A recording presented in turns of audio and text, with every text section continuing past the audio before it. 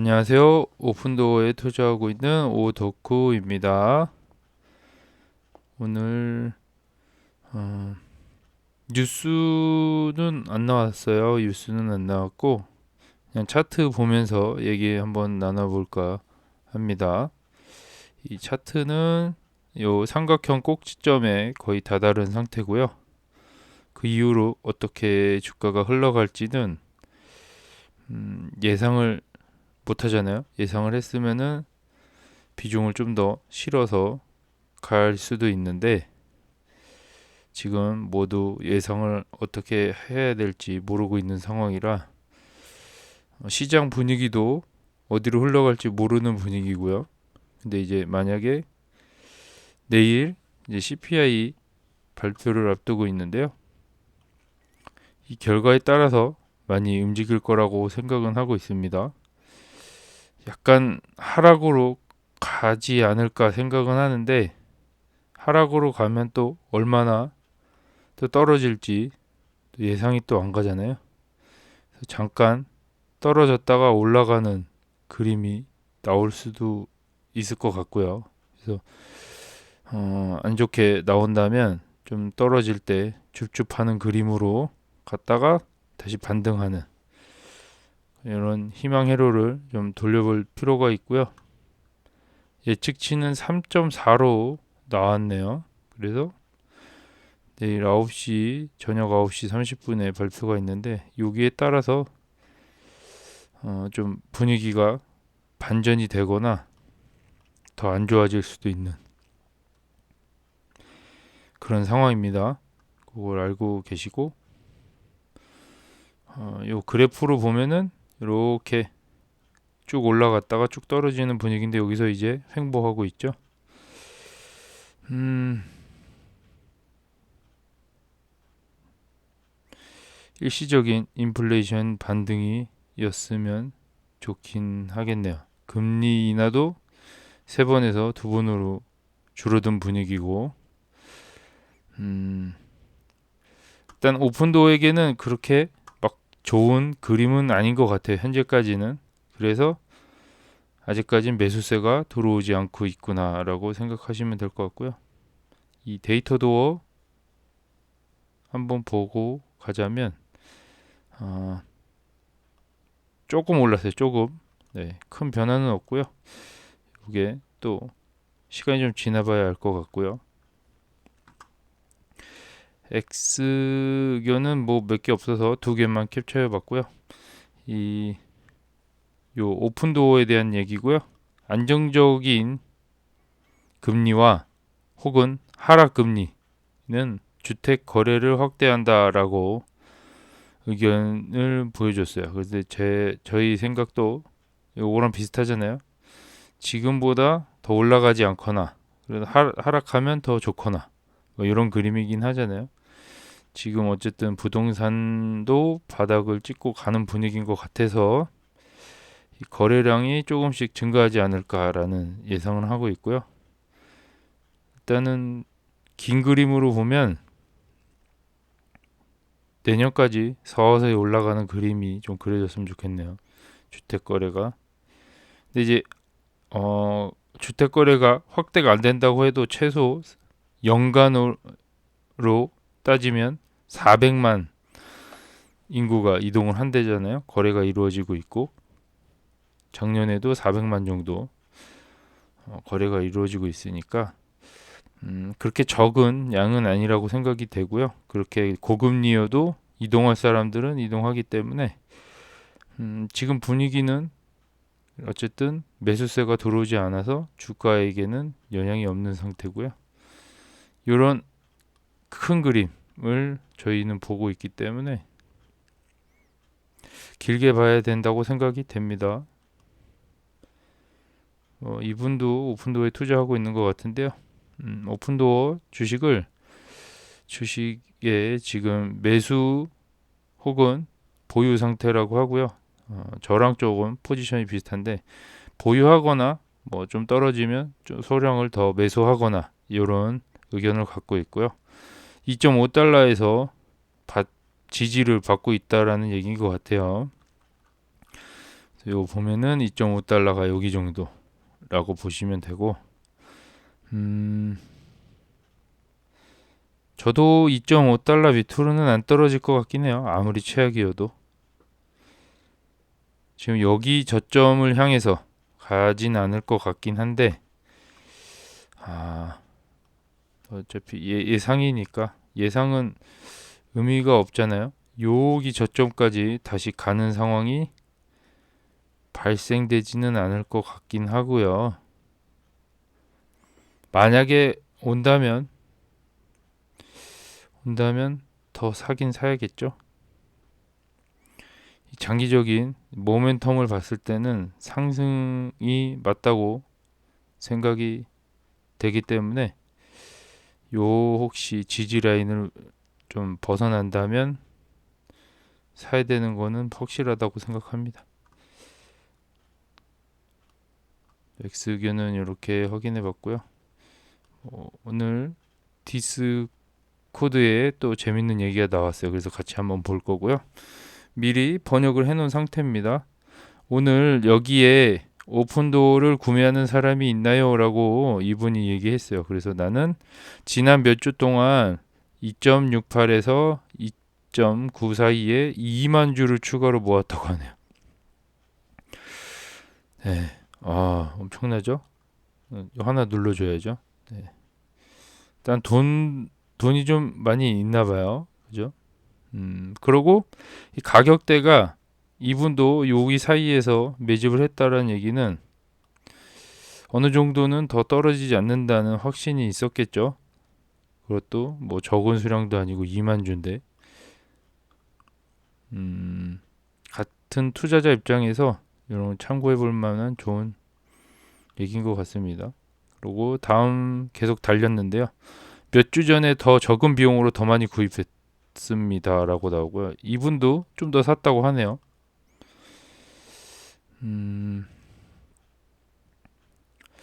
2의 소액 구매, 2달러에서 소액 구매를 했나? 2.68인 것 같은데요. 2.68에 소액 구매를 했다 그러고 CPI 발표로 주가가 2.5 이하로 떨어지면 더 많이 구매할 거라고 하네요.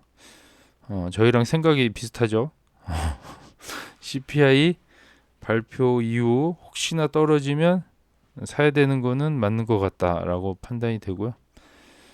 우리가 여기서 더 많이 내려가는 것을 믿기가 어렵다. 더 내려가면 좀 자기 예상 범위에서 넘어간다고 생각을 하는 거겠죠. 단기적으로는 무엇이든 가능하지만 중장기적으로는 수익이 바닥을 친 것으로 보이며 마이너스 순이익은 매분기마다 점점 마이너스가 줄어들 것입니다. 그렇죠?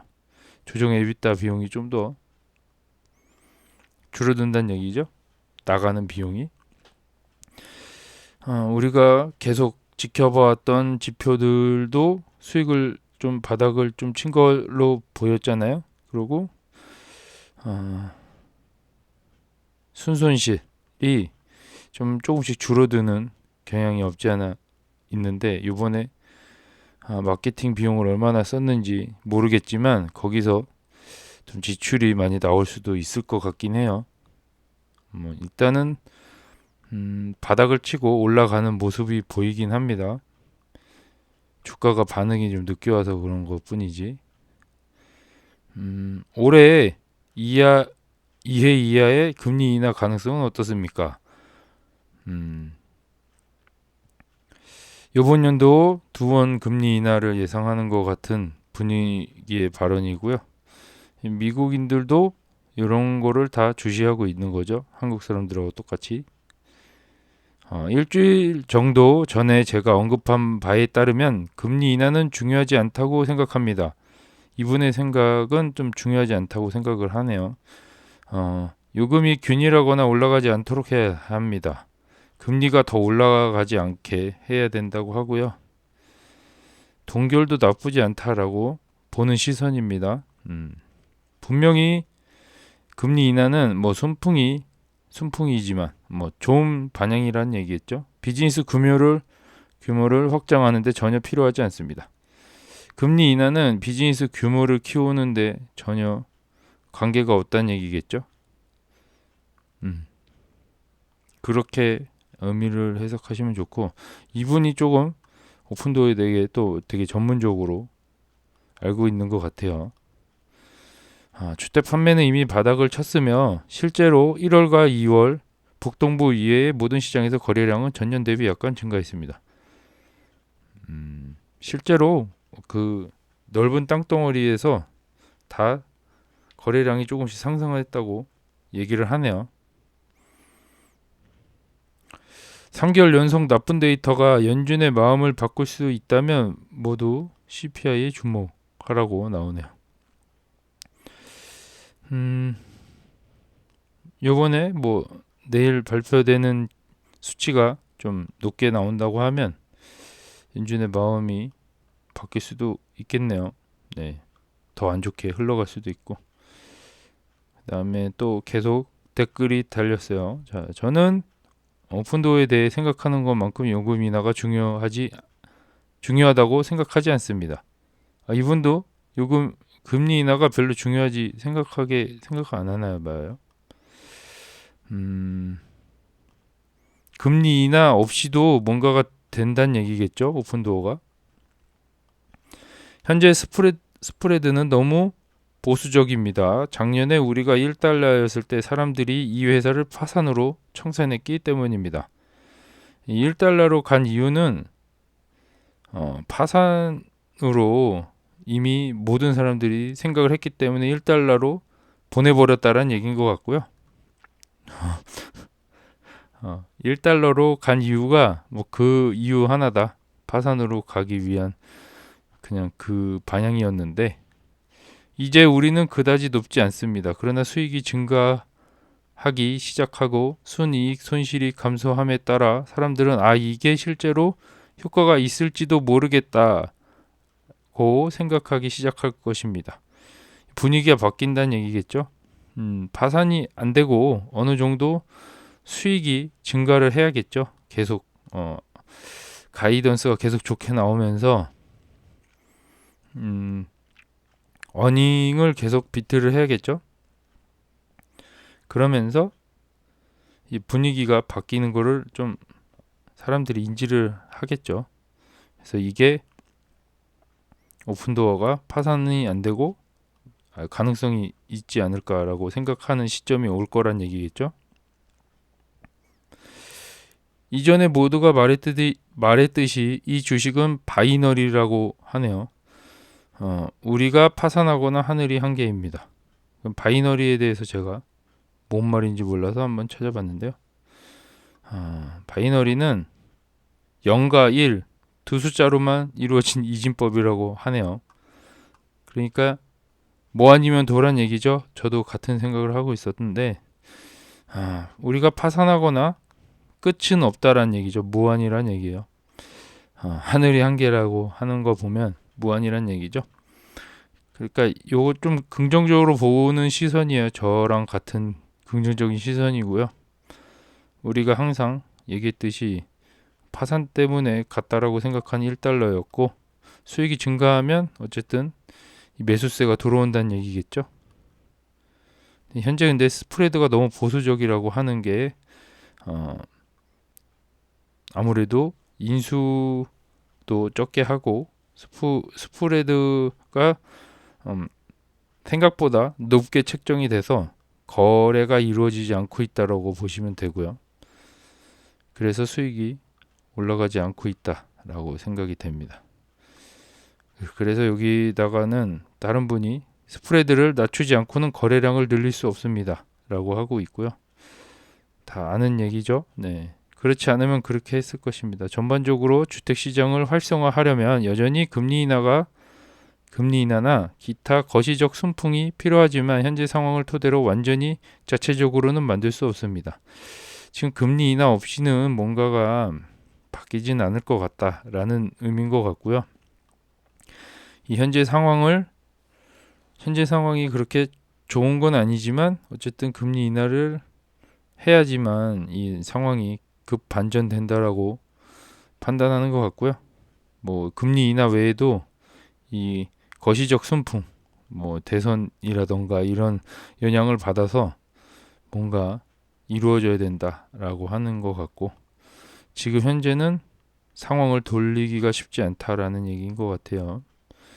그래서 요 다른 분이 또 댓글에 남긴 거는 금리 인하는 또 중요하다라고 하네요. 그러니까 생각이 다 각자 다른 건데, 저도 금리 인하는 중요하다라고 판단은 돼요.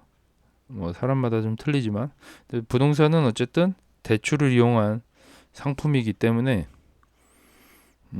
이 대출을 좀 많이 끌어당기려면 금리 인하가 필수긴 하죠. 그것은 부동산 시장에 더 많은 양을 가져옵니다. 그쵸? 금리 인하를 함으로써 사람들이 레버리지를 더 쓰고 더 좋은 집에 갈 수도 있고, 아무래도 돈의 값어치가 떨어졌기 때문에 이 부동산 거래가 활발히 이루어질 거다라는 거죠. 주택 담보 감당 능력은, 대출 감당 능력은 여전히 역사상 최악에 가깝습니다. 네, 지금 현재 상황이 최악이라는 얘기죠. 그럼 최악 이후에는 올라갈 일만 남은, 긍정적으로 해석하면 이거보다 더 나빠질 수 없다라는 거죠. 주택 가격이 하락하거나 요금이 하락합니다. 주택 가격이 어쨌든 금리가 높아지면 하락 요인이 될 수 있다는 얘기인 것 같고요. 그때까지는 부동산 매매 거래량이 역사적으로 낮을 것입니다. 그저 금리 인하 없이는 거래량이 터질 수가 없다라는 얘기인 것 같고요. 주식도 마찬가지만 거래량이 터져야지만 올라가잖아요. 네, 뭐 가격도 상승이 되고 하다 보니까 아까 얘기한 분이 또 얘기를 달았어요. 요런 약간 토론 느낌으로 가고 있고요. 이런 분위기는 뭐 좋은 것 같아요. 저는 네, 제 유튜브에서는 이런 분위기는 별로 없는데, 또 여기에는 이런 분위기가 형성이 돼 있고요. 이는 더 높은 전환율을 창출하기 위해 스프레드를 낮추는 데 도움이 될 것입니다. 나는 일주일에 400채의 주택이 매물로 전환되기 시작하면 이 주식을 운영할 여지가 있다고 생각하고 있다.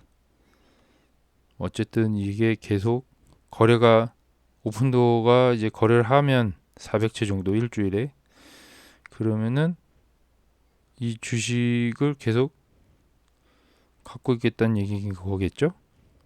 매달 1600채 주택이 39만 달러에 팔리면 분기당 수익은 18억 7천만 달러라고 하고요.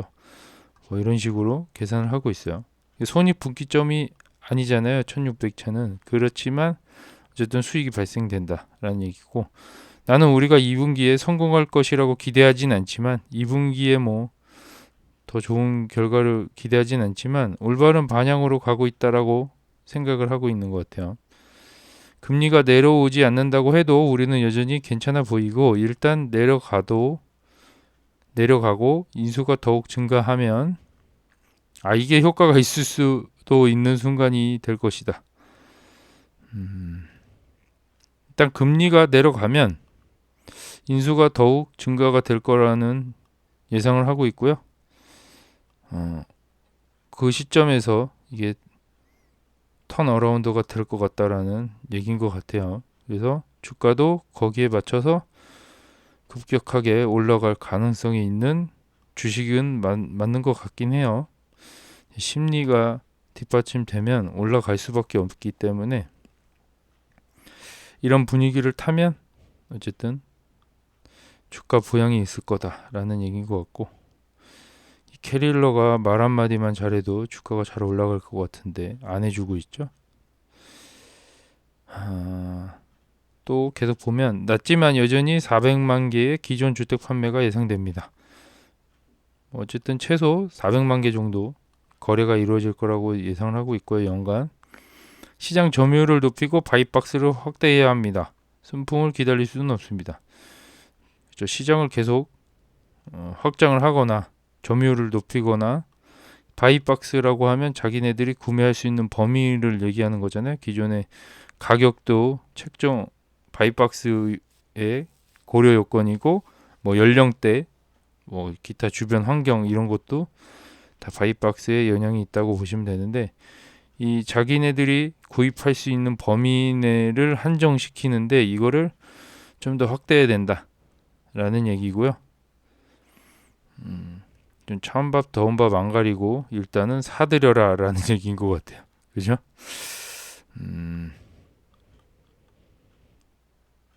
이분이 뭐 치수를 얘기한 게 이게 거래량인 것 같아요. 거래량이 감소를 했지만 이게 2023년도, 21년도, 22년도, 23년도 쭉쭉쭉 감소가 됐죠. 근데 요때부터는 쫙 올라가는 우상향을 그리고 있었네요. 근데 이때가 2008년도인 것 같고 딱 그래프만 봐도 뭔지 유추가 되죠.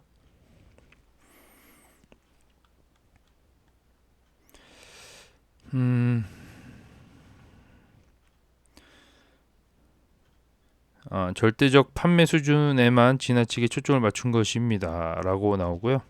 변화율이 아닌. 이분도 뭐 부동산 쪽으로 약간 지식이 좀 많이 있으신가 봐요. 주식은 파생 상품과 미래 전망에 따라 움직입니다. 이게 이 그래프랑은 전 반대로 움직일 거란 얘기거나 아니면 미래 전망에 따라 움직이니까 이 수치로는 설명하기 어렵다라는 얘기겠죠. 근데도 이게 어딘지 알 정도면은 분위기가 이 연조수는 안 나와도 희한하죠.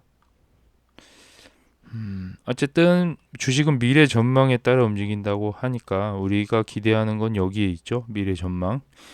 이 판매는 본질적으로 바닥을 쳤다. 지금 거래는 어느 정도 바닥을 쳤다라고 판단이 되고요.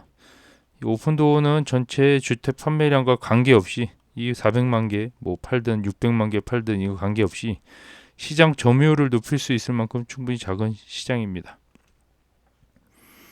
완전 세분화시켜서 그 지역의 점유율만 높이면 되는 그런 문제이기 때문에 이 지역 사회에 거기에 관한 시장 점유율을 얘기하는 것 같아요. 그래서 뭐 그 지역에 오픈도어가 유행을 하면 뭐 거기에만 충분히 점유율을 높여도 괜찮다라는 얘기죠. 수익성이 나온다는 얘기죠. 그래서 이게 전체 판매량과는 뭐 관련이 없다라고 판단을 하는 것 같고요.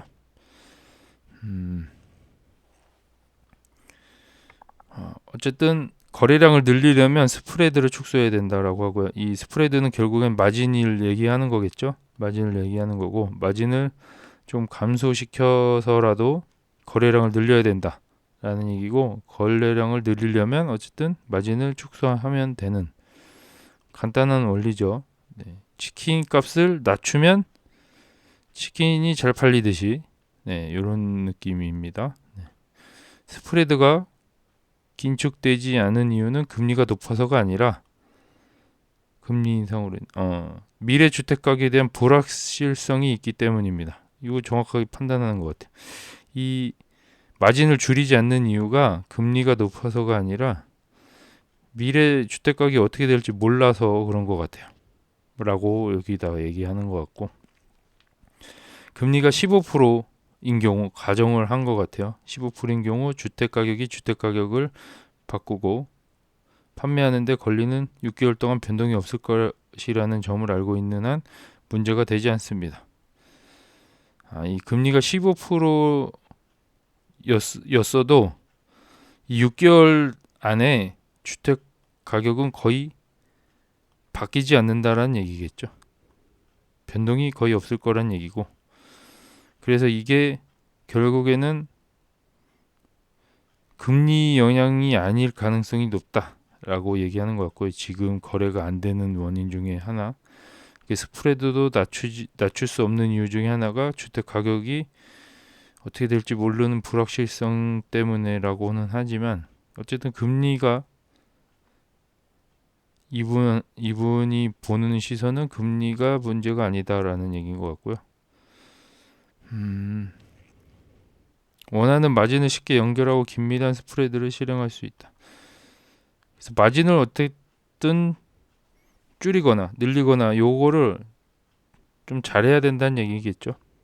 그래서 적재적소에 이거를 줄였다 늘렸다 하면서 거래량을 유지를 시켜야 되는 상황인 거라고 보면 돼요. 이 오픈도어가 거래량을 너무 낮추게 되면은 지금처럼 수익성이 떨어지기 때문에 이거를 수익을 계속 유지하기 위해서라도 마진을 좀 포기하면서 좀 거래량을 늘릴 때도 있고, 이제 계절성에 따라서 1분기, 2분기에는 좀 스프레드를 낮춰서 최대한 많이 팔고 3, 4분기에는 스프레드를 좀 높여서 좀 적게 팔더라도 마진이 그대로 이게 하는 그런 얘기인 것 같아요. 그걸 잘해야겠죠? 그 오픈도어가 그거를 잘해야지만 유지를 할 수 있을 것 같긴 해요. 수익을. 또 시간이 지나서 좀 달렸는데 금리의 변화는 수익성이 있는 거래를 보장하기 위해 더 큰 스프레드가 필요한 주택 가격에 영향을 미칩니다. 금리에 따라서 뭐 스프레드가 영향이 있다는 얘기인 것 같고요. 고정금리 또는 감소, 시간의 짐에 따라 가격을 약간 높이고 스프레드를 더 좁힐 수 있다.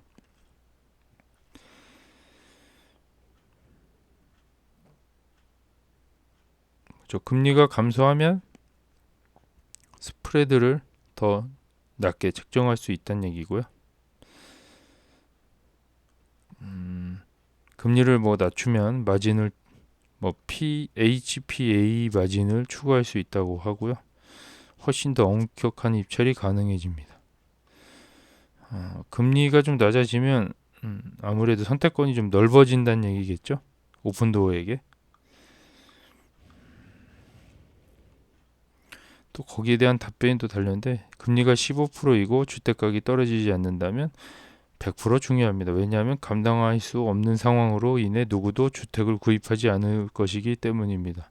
이분의 생각은 금리가 중요하다라고 생각하는 사람의 입장이고, 금리가 15%면은 누가 주택을 사를 하겠냐라고 하는 얘기예요. 그래서 어쨌든 오픈도어는 계속 손실을 입고 있는다. 이것 때문에 손실을 입을 수밖에 없다. 금리가 높으면. 가격이 안정적으로 유지된다고 해서 오픈도어가 마술처럼 하이킹 이전 수준으로 돌아갈 수 있다는 의미는 아닙니다. 그러니까 뭐 가격이 계속 뭐 비슷하게 상승하지 않고 가도 이게 오픈도어에게 도움이 될지 안 될지는 모르겠다는 얘기인 것 같고요.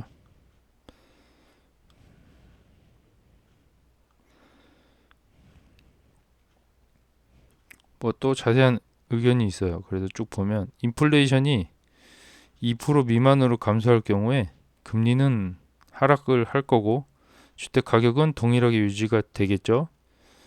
거래량이 다시 또 온라인으로 돌아올 거라고 생각을 하는 것 같아요. 그러면은 오픈도어에게 최선의 결과가 나올 거라고 예상을 하고 있고요. 결국엔 인플레이션이 2% 미만의 금리 하락까지 진행이 돼야 되고요. 그런 조건이 좀 갖춰지면 오픈도어에게 최상의 결과가 나올 거다라고 하는 것 같고요. 인플레이션이 어쨌든 2% 미만으로 떨어진다면 인수량을 자신감 있게 올릴 거다라는 얘기인 것 같아요. 인플레이션이 다시 가속화될 경우에는 금리가 추가로 인상되고 혹은 주택가격이 하락한다고 하고요. 이거는 엄청난 또 손실을 입었고 1달러 이하로 돌아갈 가능성이 높음이라고 나오는 거 보니까 일단은 인플레이션이 다시 올라가게 되면 금리를 또 올릴 거 아니에요? 그러면은 이 오픈도어에게 또 크나큰 손실을 입혀줄 거다라는 얘기인 것 같고요. 근데 저는 이제 금리가 올라간다고 해도 오픈도어가 한번 알았기 때문에 그 두 번은 안 당하잖아요. 또 당하겠어요? 한 대 맞았는데 같은 데를 또 한 대 맞진 않겠죠. 그러니까 제 생각에는 뭐 올라가도 오픈도어는 파산은 되지는 않을 것 같습니다. 수익이 좀 줄어들 뿐이지. 좀 너무 극단적으로 가긴 했는데 어쨌든 금리가 더 추가로 돼도 오픈도어는 현상 유지는 할 수 있지 않을까라고 생각은 되고요. 인플레이션은 2에서 5% 사이로 상승하고 주택 가격은 그대로 유지된다고 했을 때, 그러니까 인플레이션이 2% 정도 꾸준히 상승하는 거죠. 2%에서 5% 사이로. 그러니까 너무 급격하게 안 올라가고 꾸준히 상승하면서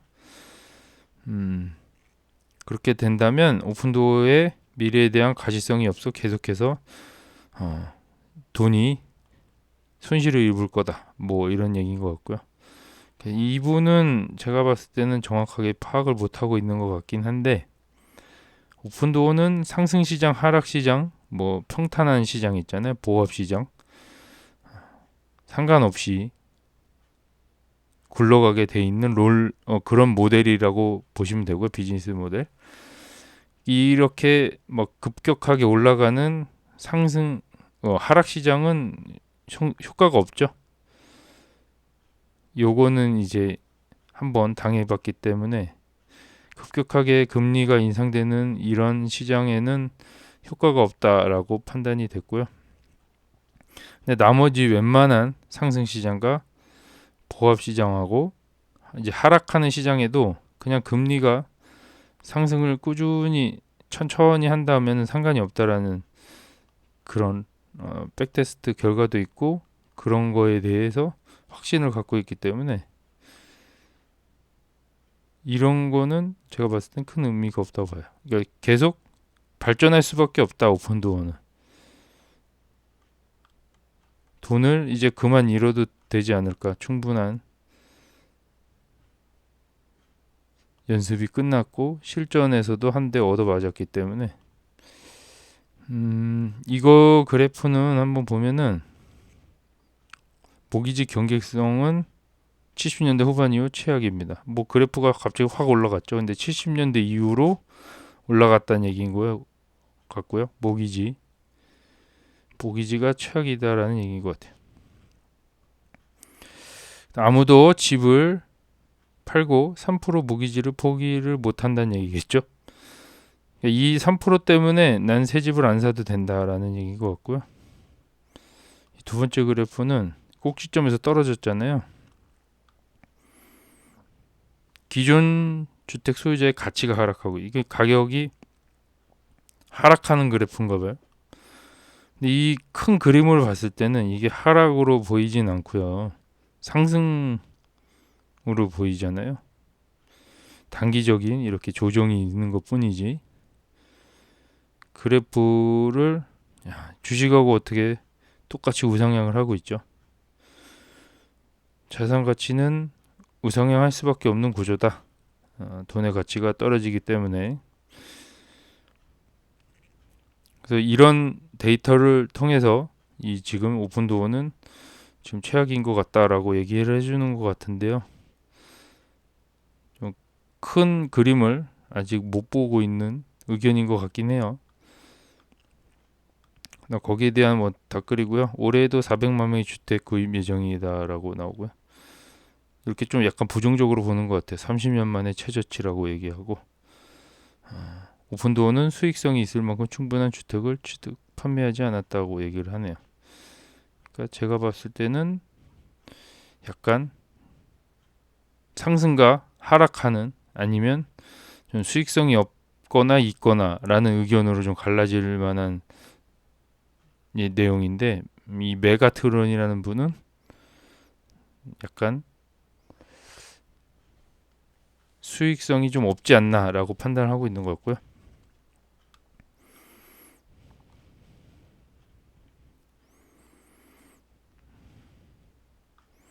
쭉 뭐 의견들이 달려와서 계속 읽어볼게요. 한동안 금리가 안정되지 않았나요? 그들은 증가를 시작할 수 없습니까? 어느 쪽이 더 중요한지는 불확실하지만 금리 경로는 불확실합니다. 올라갈지 내려갈지는 자기도 모르겠다는 얘기겠죠. 작년에 손익분기점을 기대하는 지침이 발행되었을 때 전망은 우리가 최고 금리에 있을 때였고 질문은 언제 하락할 것인지 그리고 얼마만큼 하락할 것인가였다. 손익분기점을 얘기한 시점이 금리 최고치긴 했죠. 2024년은 6개의 삭감을 기대하기 시작했는데 지금 아마 두 개뿐이다. 뭐 두 번만 인하할 거라고 지금 분위기가 잡혀 있고 실제로 그렇게 될 것 같죠. 그 이후로 오픈도어 스탠스가 바뀐 거죠. 스프레드가 약간 조여졌다. 다시 마진이 올라갔다라고 판단이 되고요. 그러니까 손실이 있을 가능성이 높기 때문에 비용을 조금 더 받겠다라는 얘기겠죠. 그러니까 더 후려치겠다는 얘기인 것 같아요. 가격을, 주택 가격을. 한편으로는 팀이 여기서 지나치게 조심스러워하고 있다고 생각합니다. 이거 외에도 지금 되게 오픈도어가 움츠러들고 있다 다시. 아니면 조금 돌다리도 두드려보고 건너겠다는 마음으로 가고 있는 것 같아요. 너무 모험하지 않겠다. 여기서 갑작스럽게 주택을 갑자기 많이 매입을 하거나 이런 일은 없을 거다라는 얘기겠죠. 그러나 요금 인하가 취소됨에 따라 이는 더 높은 요금과 낮은 경제성으로 이어져 가격에 압력을 가하게 됩니다. 마진을 유지하려면 더 높은 스프레드가 필요한. 맞죠. 마진을 높이는 거랑 같은 의미겠죠. 높은 스프레드는. 현재 판매되는 주택은 여전히 충분하며 여기서 거래량이 더 낮아지더라도 크게 줄어들지는 않을 거라고 판단을 하고 있어요. 그러나 스프레드를 좁히고 거래량을 늘리려면 주택 가격의 안정성이 필요합니다. 지금 주택 가격이 불안정한가 봐요. 거기 시선으로 봤을 때는.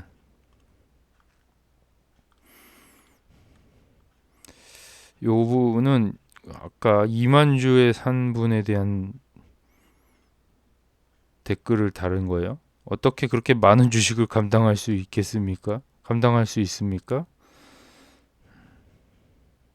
고임금 직업을 갖는데 도움이 되지만 저는 주로 오픈도어를 보유하고 다른 주식을 스윙 트레이드합니다. 오픈도어를 보유를 하고 다른 주식으로 수익을 조금 얻나 봐요. 스윙 트레이드로. 이것도 능력이죠. 요거를 저는 못 해가지고 부가 수익이 없는 상태고 이렇게 단기 차익을 얻어서 여기다가 쏟아붓는 것 같아요. 오픈도어에다가 들이붓는 거죠. 여기에서 이익을 여기다가 옮기고 있는. 그래서 자기는 고임금 직업이 만약에 그 주식을 갖는데 도움이 되지만 이 스윙으로 어쨌든 이 오픈도어 주식을 산다고 보면 되겠네요. 여기까지 봤고요. 하나 더 본 거는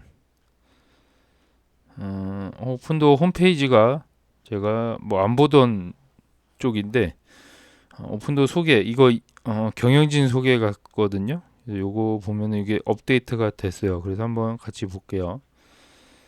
한 번에 한 동작씩 삶의 발전에 힘을 실어줍니다. 요게 사명이죠. 사명인데 다 아는 내용이니까 넘어갔죠. 리더십 팀을 만나보세요라고 리뉴얼이 됐고 얼굴들이 좀 커졌어요. 내가 확대를 해서 그런가? 확대를 해서 좀 커진 감이 없지 않아 있지만 이분들이 뭐 하고 있는지는 어느 정도는 파악이 됐죠. 요분은 캐리 힐러 최고 경영자라고 하고 이사회 회원이라고도 하고요. 최고 재무 책임자로 CFO죠. 요걸로 오픈도어에 이전에 다녔었고 승진한 거죠. CEO로. TPG 글로벌에서 20년 이상 근무를 했다고 하네요. 그리고 소매자 및 소매 부분에 대한 투자를 주도했다고 하고요. 이 경력이 뭐 솔직히 TPG 그룹 요 그냥 회사라고 치죠. 회사에서 20년 이상 근무하면은 이게 쉽지가 않거든요. 제가 40대니까 20살부터 그냥 근무를 해서 40대까지 있는 거 자체가 정상적이진 않아요. 일단 생각 자체가. 어쨌든 꾸준히 그 엘리트 코스를 밟고 올라갔다는 얘기고, 거기서 버틸 수 있었다는 얘기는 능력이 있다는 얘기겠죠. 거기서 잘 버티고 여기 스타트업으로 온 이유는 저도 잘 모르겠지만, 어쨌든 여기서도 능력을 인정받아서 CEO가 됐겠죠. 우리가 믿을 수 있는 사람은 이 사람이 어떻게 배를 잘 인도를 하느냐. 이 한 배를 탔잖아요. 이 오픈도어가 어디로 흘러갈지 잘 인도를 하느냐에 따라 달려있기 때문에 응원을 하는 입장에서는 잘 됐으면 좋겠습니다. 이 사람이 좀 부자가 됐으면 좋겠고, 오픈도어 주식으로 같이 부자가 됐으면 하는 바람입니다. 어쨌든 풍부한 경험이 회사에게 도움이 된다라는 얘기겠죠. 이분은 도트 프레저라는 사람이고요. 도드 프레저라고 해석이 됐네요. 이 익스체인지, 오픈 익스체인지, 요거 캐피탈 회장. 요 약간 어떤 거로 해석이 됐나 한번 볼게요. 해석이 안 됐네. 개방형 교환과 자본을 관리하는 사람인가 봐요. 요 담당 업무가 자본을 관리하는 사람인데, 자본 파트너를 관리합니다. 플랫폼을 감독하고, 예전에 도드는 PGI 그룹에서 사장으로 재직했다고 하네요. 그러면은 지금 TPG 그룹 요 같은 데잖아요. 여기서 얘는 사장이었고 얘는 아무것도 아닌 것 같은데, 직책이 안 나왔는데 지금 사장이 지금 얘 밑에서 일을 하고 있는 상황이죠. 어쨌든 여기서 재직하면서 450명 규모의 주거용 부동산 플랫폼과 120명 규모의 상업용 부동산 플랫폼을 관리하는 등 미국 자산 투자 사업을 담당했다. 이분은 주거용도 하고 상업용도 했대요. 좀 약간 경험이 좀 많을 것 같고, 그 외에도 이렇게 근무한 회사가 나왔어요. 능력이 있으니까 계속 버티고 있겠죠. 다음 보면은 이렇게 생겼는데, 이게 캐리커처인데 캐리커처도 좀 이쁘게 좀 그려놓지, 주근깨까지 표현을 해놨네요. 아멜리아 헤넬라이스 인사 책임자라고 하고요. 이 언제 기사를 봤는데 오픈도어가 근무하기 좋은 회사로 뽑혔는데, 포춘인가 거기서 뽑힌 것 같은데요. 일단은 이 분위기는 인사 책임자가 어느 정도 만들어 주는 것 같기도 하고, 그런 인재를 뽑는 것 같기도 하고, 근데 얘 능력이 어느 정도 담겨져 있는 그런 문화를 만들어 가는데 이분이 어느 정도는 영향력이 있지 않을까 생각이 되고요. 우리가 문화를 확장하고 성장함에 따라 인재를 유치, 개발, 홍보하려는 오픈도어의 노력을 이끌고 있다 라고 하고요.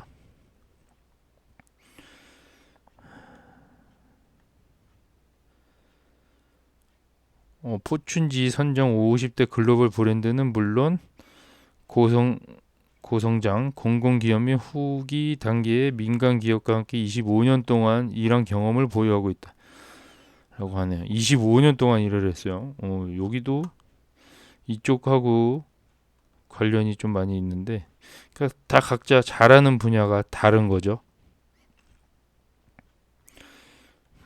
여기서도 8 곱하기 8에서도 근무하면서 인재 유치에서 성과 향상에 이르기까지 직원 경험을 재설계했다라고 하고요. 인재 쪽으로는 좀 경험이 많나 봐요. 그래서 어쨌든 잘하는 분야가 좀 다르다, 다 각자. 이분은 법률 책임자라고 하고요. 시드니 샤우브. 이분도 주식을 많이 팔아요. 네. 잊을만 하면 나타나는 애인데 법률 책임자라고 하고요. CLO라고 읽네요. 여기는 CLO. 뭐 복잡한 규정 준수 문제 이거 옆에서 컨트롤 잘 해주고 있는 거겠죠. 이 소송 걸릴 일이 많으니까 이분의 도움이 좀 절실한 상황인 것 같아서 이런 자리도 하나 만들어 놨네요. 요 재무 책임자죠. CFO 임시인데 잘렸으면 좋겠는데 이 슈월츠 네, 엄청 팔고 있는 슈월츠 이 보면은 이 임시 재무 책임자 이 CFO 캐릴러가 들어갔던 자리를 빈자리를 메꾼 인물이고요. 원래는 최고 회계 책임자라고 했었네요. 승진한 거죠. 아마 승진 보수도 좀 많이 받았고 승진함으로써 주식도 보상받았는데 그거를 또 팔고 있으니까 안타깝죠. 네. 보면은 뭐 이쪽은 회계사가 봐요. 회계사 쪽으로 좀 재무 쪽으로 뭔가 경력이 있는 어쨌든 앉혀놨습니다. 잘한다고 해서 저번에 봤던 여기 라지스부 라마니안 이름이 어려워요. 네, 최고 기술 책임자 이분은 뭐 아마존에서 있었다고 나오잖아요. 아마존 온라인 마켓플레이스 개발을 도운 선구적인 멤버 팀의 리더였다고 하고요. 이분은 스카우트 한 거겠죠. 어쨌든 여기도 엔지니어링 쪽이고요. 이 사람은 CTO라고 하네요. CTO 기술 책임자. 그래서 이 사람이 어느 정도는 다 이 뭔가 개발의 주축을 담당하지 않았을까 생각이 되고요. 요 메건 메이언 툴스라고 번역이 됐는데 예. 네, 서비스 부분 사장 셀 다이렉트 메건 메이어 제가 제일 안 좋아하는 인물인데 저번에 사진 봤잖아요. 캐리커처랑 좀 완전 다르게 생겼는데 이분이 얼마나 뛰어난지는 저는 잘 모르겠지만 어쨌든 주식을 제일 많이 팔고 있는 인물 중에 하나고 이전 회사에서 최고 고객 책임자로 재직하면서 소비자 제품 마케팅, 판매 및 지원, 시장 내 운영, 시장 확장을 포함한 시장 진출 활동을 담당했다고 하네요.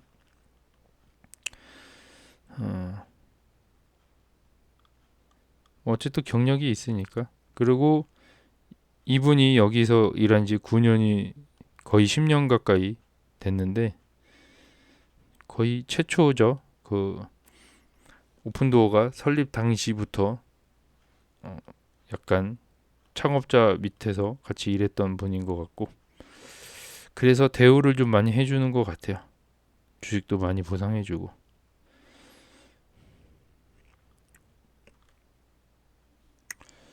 이게 새로 나와서 제가 보여드리려고 이 화면을 켰는데요.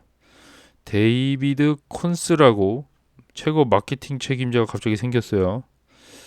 그래가지고 한번 보여드리려고 이분 어떤 분인지 한번 읽어볼게요. 데이비드 콘스는 오픈도어의 최고 마케팅 책임자 CMO라고 하네요. CMO 로 마케팅과 커뮤니케이션 활동을 모두 담당하는 역동적인 팀을 이끌고 있다. 커뮤니케이션 활동과 마케팅 저번에 봤던 OK 큐피드랑 이제 그 설문조사 이런 것도 다 이 사람들이 하겠죠. 마케팅 이런 거에 관련이 돼 있기 때문에 업계에서 20년 넘게 인상적인 경력을 쌓은 유명 뭐 이런 기업에서 있었다고 하고요. 기술을 연마했다고 하네 이런 데서. 그리고 나이키도 있었나 봐요. 나이키에서도 있었네. 좀 보이는 브랜드 중에 버거킹이 있네. 버거킹. 아우디도 있네. 아우디. 제가 아는 기업은 세 군데밖에 없네요. 데이비드는 경력 전반에 걸쳐 상징적인 브랜드를 만들고 인지도 전환, 성장 및 브랜드 충성도를 높이는 혁신적인 캠페인을 실행한 놀라운 능력을 보여주었다. 능력이 있으니까 여기도 올려놨겠죠? 갑자기 승진을 시키고 자리 하나 만들어준 것 같은데요. 이분이 어쨌든 마케팅이 지금 오픈도어가 안 되고 있는 것 같은데 이 마케팅을 어떻게 좀 해보겠다라는 얘기인 것 같고, 이 마케팅 비용을 좀 지출을 하면서라도 홍보에 열을 올리고 있어요. 오픈도어가 어쨌든 시장 점유율을 차지하기 위해서 브랜드 인지도를 올리고 있는 과정이라고 보시면 되고요. 오늘 간단하게 이렇게 알아봤습니다. 네, 오늘은 여기까지 촬영을 하고요. 또 내일 또 다른 소식으로 찾아뵙도록 하겠습니다. 시청해 주셔서 감사합니다.